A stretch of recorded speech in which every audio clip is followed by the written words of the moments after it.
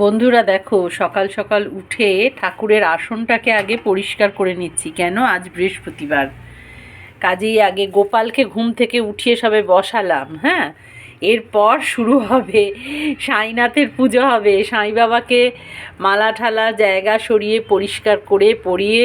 আর বন্ধুরা একটা আশ্চর্য দেখো, আমি কিন্তু জানি না যে সাঁই বাবার হলুদ রং প্রিয়।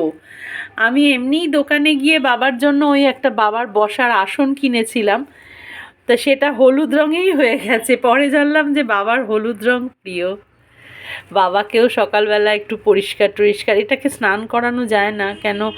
এটা না, মানে এটা আমাকে আমার দাদার বৌদি পুরীতে বেড়াতে গিয়ে গিফট করেছিল আজ অনেক বছর আগে, শোপিসের মতো। তখন আমি এটাকেই পুজো করি, কিন্তু স্নান করানো যাবে না কেন? এটা তো পাথরের নয়, সেই জন্য স্নান করাতে পারি না।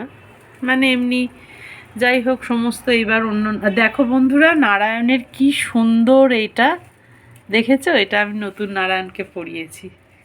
এবার আমি পুজোয় বসবো, এখনও শুরু করিনি। সব জায়গাটা পরিষ্কার করে নিয়ে তারপর আমি নিশ্চয়ই তোমাদের সঙ্গে শেয়ার করব, দেখাবো।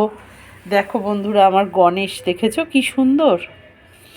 এই গণেশকেও আমি একদম সুন্দর করে নিয়ে, মানে এই যে আমার গণেশটা পুরো রূপোর, কিন্তু হয় না যে দীর্ঘ বছরের জন্য পুরো মানে রঙটা চেঞ্জ হয়ে গেছে,